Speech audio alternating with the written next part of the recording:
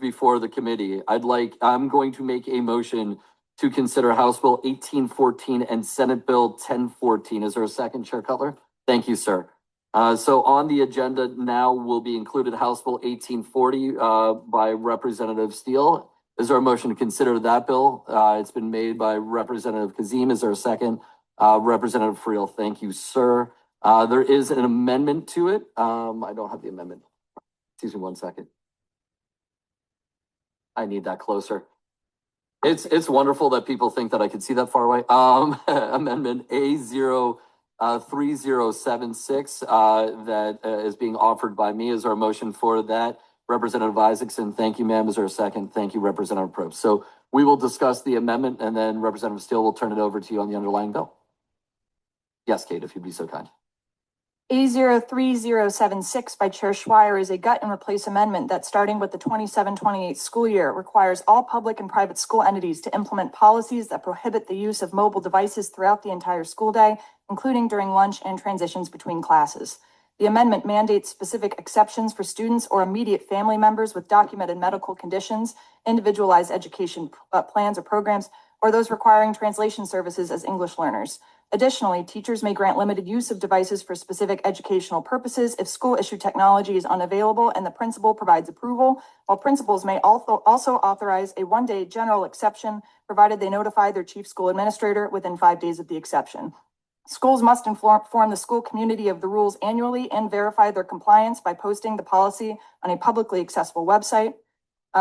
While schools are not required to physically confiscate devices, they are granted immunity in this amendment from liability for loss or damaged phones if an employee acts in good faith to secure a device, according to the policy. To ensure communication, schools must provide parents with written instructions on how to receive emergency alerts and contact their student or child via staff, office lines, or email during the day. Thank you. And as the maker of this amendment, I'm going to take a little bit of a chairman's prerogative and offer my comments first, and then obviously welcome any thoughts and feedbacks from any member of the committee. This is complex legislation. We had a hearing on the issue of mobile devices, not beginning of this year, end of last year, whenever it was. And out of that, we've already moved one piece of legislation that we moved on final passage on the floor yesterday from our own Representative Prokopiak, which I genuinely appreciate him bringing this to the floor. That's on social media literacy. On the questions of the devices, I think everybody knows that I've been skeptical of doing a mandate from the state level that is going to impact all 500 of our school districts that, as we know, are extraordinarily varied across the Commonwealth of Pennsylvania. There are a lot of, interestingly in that hearing, there wasn't a traditional party line breakdown of where people's thoughts were on mobile devices policies, a statewide mobile device policy. There was no traditional breakdown of regional differences. I think there were, of 203 House members, there might be 600 different opinions on the bill on any given day, and I probably have held 3 or 4 of them myself. And so it was my attempt to craft an amendment that tried to get to as many of the underlying concerns of that the advocates had in favor of this legislation, while also trying to include a number of the concerns that we had heard at that hearing, but also that I've heard in individual meetings, and frankly, some of the concerns that I had. My biggest, outside of there were the concerns that folks had were included, what happens in an emergency? Well, nothing in this legislation mandates that a school district must prohibit a cell phone from being on a student's person. Again, nothing in this legislation prevents a school district from doing that, but it doesn't mandate it. I personally had significant concerns to make sure that our teachers had as much flexibility as possible to use cell phones as an educational device. Some of you may have heard, and I promise this is not actually snarky, but you may have heard me ask the question, when's the last time you bought a calculator? The answer is not often. But I understand the concerns that Representative Steele and many other members, both sides of the aisle, have brought up, and need and a desire to have some sort of uniformity or basic guide rails for all of our districts. It was my attempt to try to thread that needle People can certainly disagree and vote any way they'd like to, but but it was my attempt to thread that needle and make sure that all concerns were heard. I asked for an affirmative vote on this amendment. With that, we have Representative Kozak first.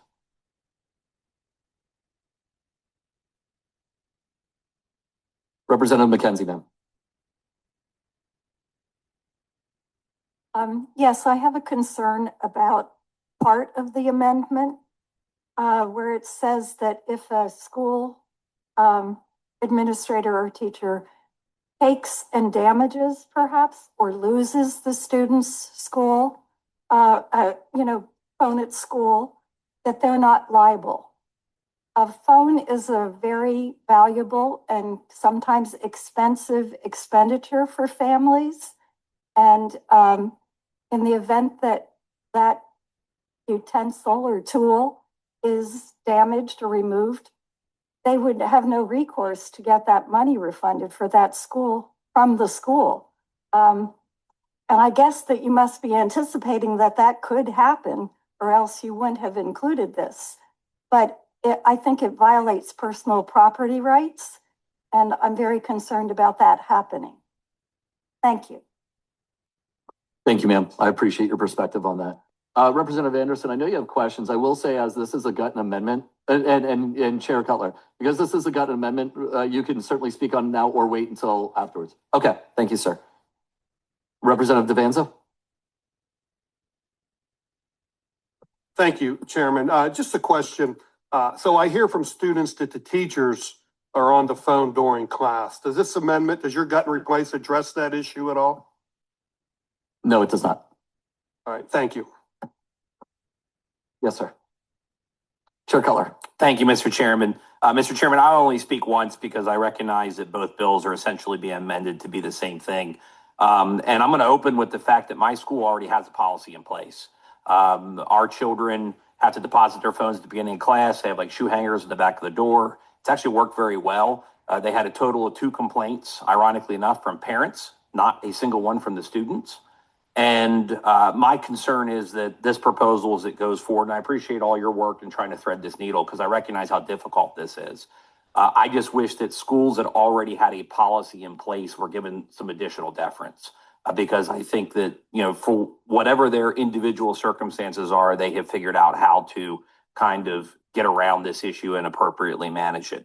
My other concern is more of just a general policy concern. With the use of the word school entity, we're lumping the public and the privates together as was described in the description of the amendment. Traditionally, we've always handled those schools separately in different places. I just would like to see that continued going forward. There is a reason that many parents choose to send their kids to private or non-public schools.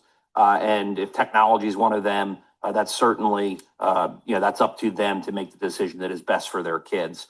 The last one is more of just a general application, recognizing that it probably exists in current policies, even the one at my own school. And that is the fact that the exception for the IEPs and the 504s, there is an exception for a use in there, but you can't disclose that you have an IEP or a 504 to the other classmates. So you're really going to create an environment where you kind of have the haves and the have-nots. And I'm just worried about how that might play out. I think we probably, particularly, and I think it's great that we've integrated all the students together. However, I do think that you set up some potential conflicts in class. I don't know what that answer is. I'm happy to work with the professional organizations to try to figure that out. But that's another concern that has been raised to me by some of the professionals. So at this time, I'll be a no on the amendment and a no on the bill. But I also recognize that as we head to the budget, this will likely be a very big issue. And I just hope that these particular items will be taken into consideration. Thank you, Mr. Chairman. Thank you, sir. Are there any other questions or comments on the amendment? And then we'll turn it over to you, Representative. Seeing none, Tom, if you'll take a roll call. Chairman Schweier. Yes.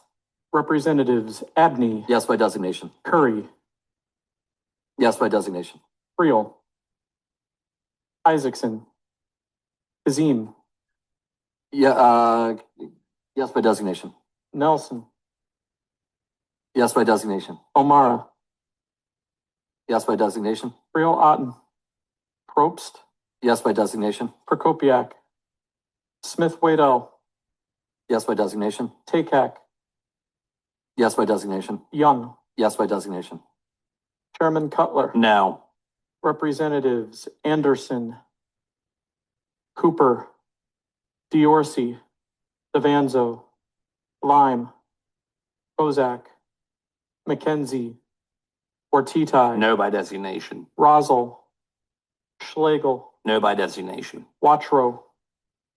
The ayes are 14, the nays are 12. The motion for the amendment passes. Thank you, sir. Representative Steele, let me start by, before I turn it over, similar comments that I had with Representative Kazim. Last thing I need are 1,000 more text messages at any point in time, but you are a wonderful example of how advocacy goes a long way. Genuinely appreciate all of your work on this and all of our one-on-one conversations, and we'll turn it over to you, ma'am. Well, thank you for that, Chair, and thank you for your work. I know that you've put a lot of effort into making sure that everybody's sides are included in this conversation. From my perspective, this is one of the major issues that we will address this session. Children are the future of this country, and if we don't get this right, we are jeopardizing the future of this country. So in a time of great political polarization, this is an issue that does span the divide, Democrat, Republican, Independent. Anyone with eyes on kids can see that something is wrong. The mental, physical, and academic health of children has plummeted in conjunction with unfettered access to smartphones. And now we have research that is abundant and clear. States, per the 10th Amendment of our Constitution, states have the primary responsibility for public health, safety, and welfare. And to your point, Chair Cutler, that's all children, and it's not just public school children. We've got a responsibility to protect all of them. Given the overwhelming evidence of harm being inflicted on our children, we've got a moral responsibility to act. A yes vote for this bill would be a step toward ensuring that schools are places where children are free from exploitation by tech bro billionaires. And it would set Pennsylvania's students back on a path that is normal and healthy. This is an important issue. Thank you again, Chair and Committee. Thank you, ma'am. Questions or comments on the underlying bill? Representative Anderson and Representative Diorsi. I strongly agree with everything that was said, or with getting rid of cell phones in the classroom, maybe for different reasons. Because kids, they're addicted to them. We have an addiction problem to cell phones. If you don't understand that, you should see how kids fight to sneak and to get the cell phone out during a class. You ask every teacher in the state of Pennsylvania and the United States of America and say, what's the biggest distraction in class? Every single one of them will say cell phones, 100%. So I agree with the bill. I meet with teachers, a group of teachers every single week, and I update them on what we're doing here. And 99% of the time, my votes come from them. On this bill, they had two concerns. The number one concern, as Chairman Cutler already alluded to, is IEPs and 504s.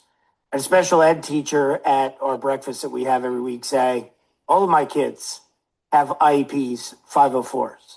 Another teacher said 504s are temporary. So what happens? You're at a 504, it's a 504 for 2 months because of a concussion, and then now you got to revoke the phone.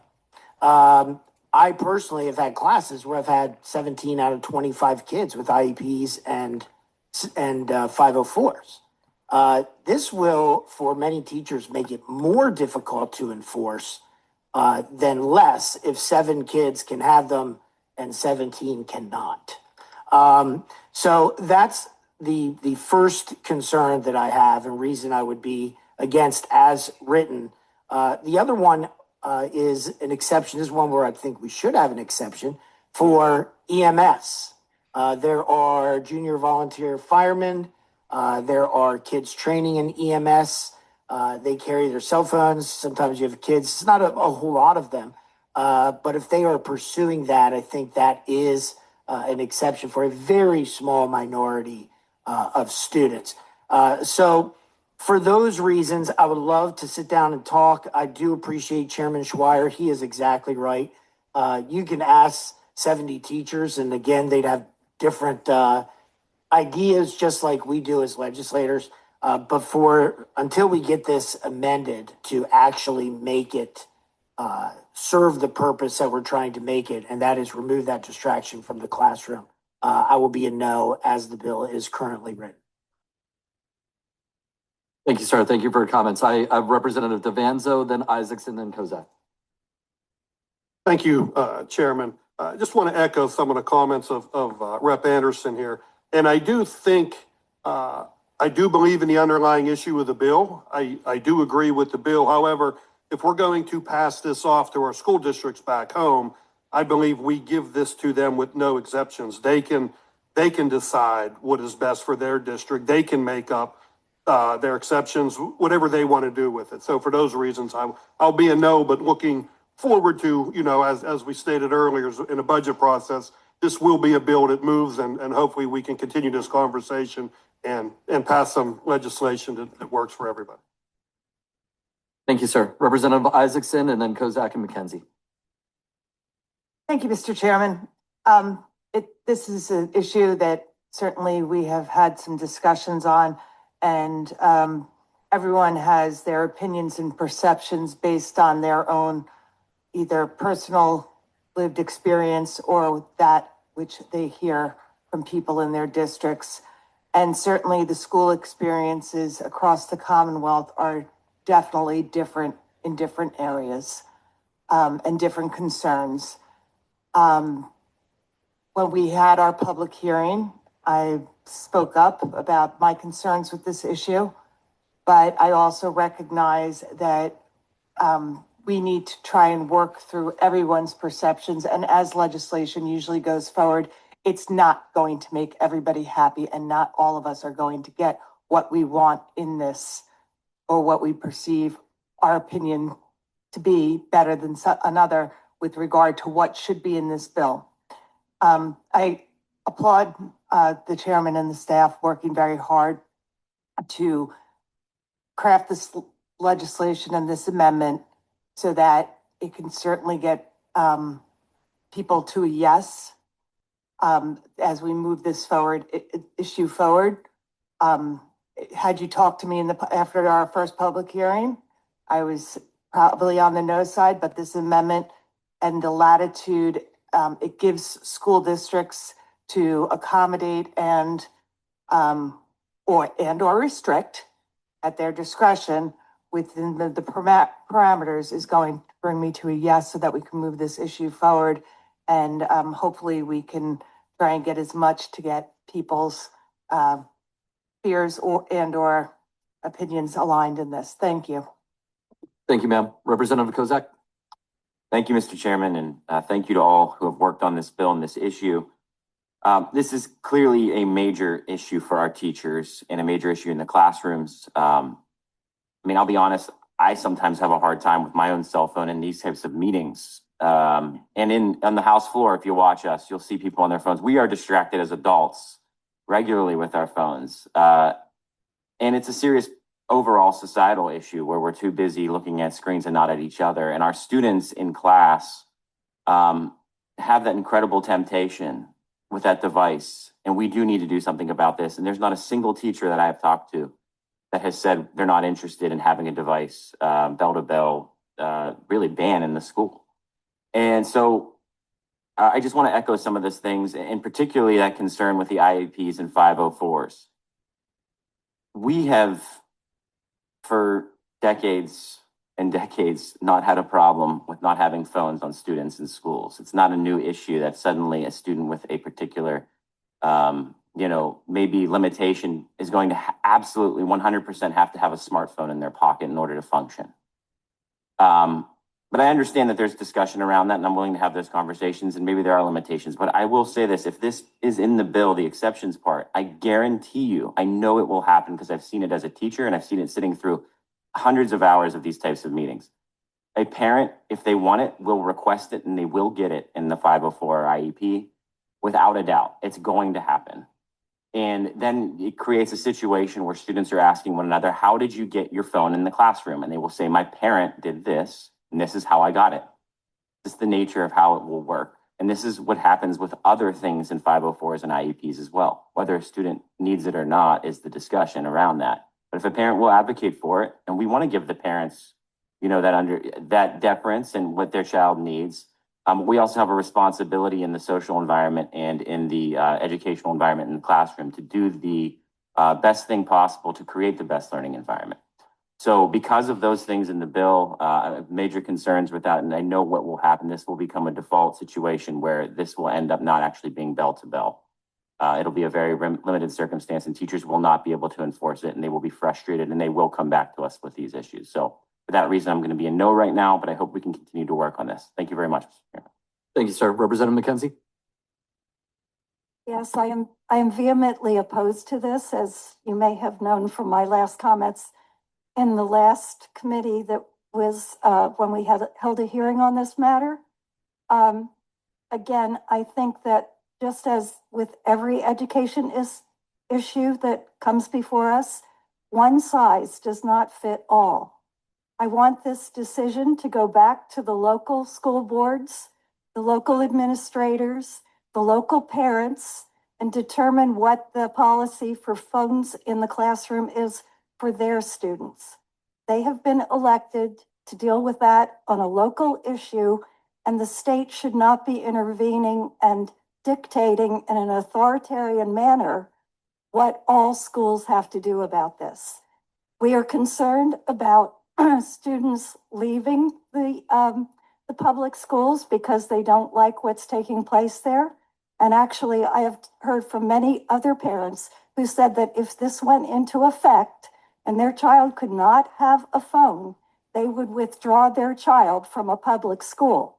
So it is highly controversial, and I think it would be damaging. I also recently toured a career technical school, and the culinary teacher said that she relies heavily on the kids being able to use their phones to look up recipes. So you're going to have some classrooms wanting to use the phone and some forbidding to use the phone.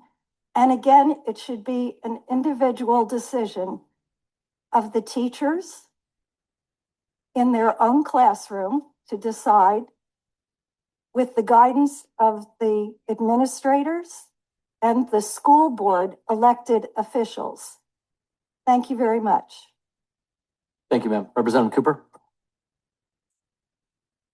I want to thank the maker for the bill, and I know that it isn't a perfect bill, but it is a great starting point. I think most of us sitting in this room realize that what a distractions phones are, and in this bill tries to allow, in with the amendment that the chairman put on, flexibility to take into account everybody's opinion to actually allow usage of the school. So for your example, Rep. McKenzie, you could use the phone in the class for cooking, you know, because that exception is now in the bill. So I think that there is an exception to allow the phone to be on children, which I think helps alleviate some of the fears of the parents.